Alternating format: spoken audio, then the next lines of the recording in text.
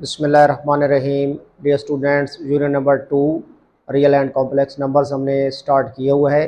कल हमने real number शुरू करने से पहले कुछ बेसिक डेफिनेशंस जो है ना वो क्लियर की थी। कल हमने नेचुरल नंबर्स को डिफाइन किया था, होल नंबर्स को डिफाइन किया था। आज हम इंटीजर्स को डिफाइन करेंगे। हमारा क्वेश्चन है define integers. Dear students, math में थ्योरी जो होती है वो बड़ी अहम होती है।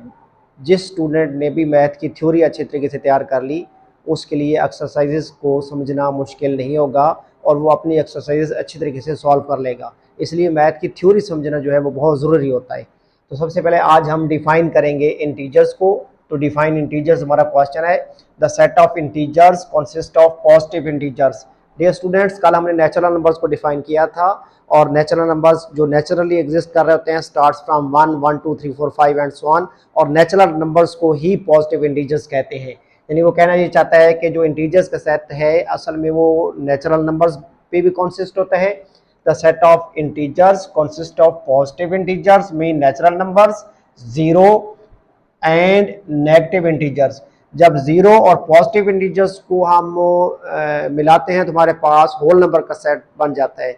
इट मीन्स कि अगर होल नंबर के सेट्स में हम नेगेटिव नंबर्स को शामिल कर लें, यानी -1 -2 -3 -4, जिनको नेगेटिव इंटीजर्स कहते हैं, तो जो रिजल्टिंग सेट होता है उसको सेट ऑफ इंटीजर्स बोलते हैं। वंस अगेन हम इसको स्टडी करते हैं। The set of integers consist of positive integers, zero and negative integers and is denoted by z, that is z equal to 0 plus 1 plus 2 plus 3 plus 4 plus 5 and so on, -1 -2 -3 and so on।